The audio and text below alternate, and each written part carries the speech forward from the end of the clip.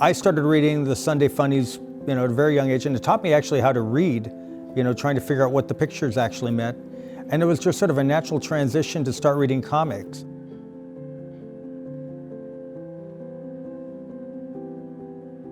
My name is Mike Pasqua. I teach at Arcadia High, and I teach AP Comparative Politics, Economics, and Civil and Criminal Law. The first book I recall reading was Justice League number 5 back in the mid-1960s, and that kind of got me hooked to start reading other things. And so for a long period of time, it was DC Comics. But then eventually, like many, I transitioned into Marvel Comics, primarily things like the Avengers and Fantastic Four. And it's just been sort of a continuation of a hobby that's morphed into something much bigger at this point. I had friends who started going to Comic-Con back in the early 70s and started raving to me about the experience. And at the time, I was still going to college. And I discovered that by volunteering, you could actually get access to a room and to the convention itself, which, even though it was a smaller event, was still a fairly big deal at San Diego at the time. Apparently, when they started to see a transition to the leadership, I must have done something, because my name was recommended in the late 1970s, and I moved to the board, initially running programs when it was a much smaller event, but that was sort of my first inroad. And I did that for about 4 or 5 years, and then eventually became the executive vice president of Comic-Con. One of the advantages is you get a chance to meet people whose work you've admired in the past. And there are good things about people meeting Jack Kirby and the people, Siegel and Schuster, who created Superman, and Bob Kane. But interestingly enough, probably the best experience I've ever had were actually two of them. One was, and this kind of came out of nowhere, was the fact that at one point Mr. T from the A-Team was promoting his own comic for Now Comics at the time. And he was sitting at a table waiting for the morning to begin, and there was this little boy sort of watching him, kind of off to a distance. And T looked at him and he goes, "What do you want?"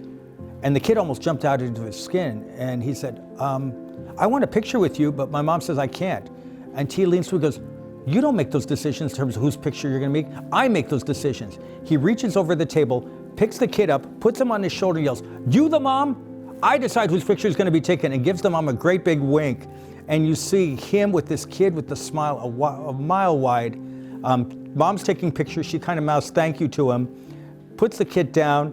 And after I walked over to him, I said, "You probably made this kid's hero for life." And he said, "You know what, when it comes to the kids, I'll do anything for them." And I knew, whatever his persona was for the A-Team, in real life, he was one of the kindest gentlemen I've ever encountered, and was just a fantastic human being.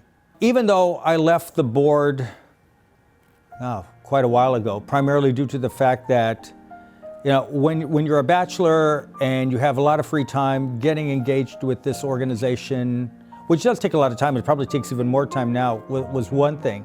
But after you get married and you start having kids, and the commute from here to San Diego becomes more onerous, something had to go. And it was a reluctant departure for me, but fortunately, they still pulled me in at times.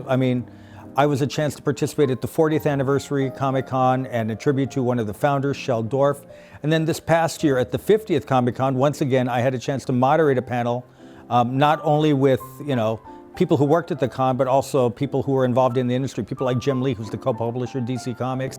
One thing I've done since when I teach economics is there's actually a spinner rack in the back of the room where there are comics that the Federal Reserve had actually created on things like monetary policy, banking, interest rates, etc. So even they bought into the fact that comics were a way to teach.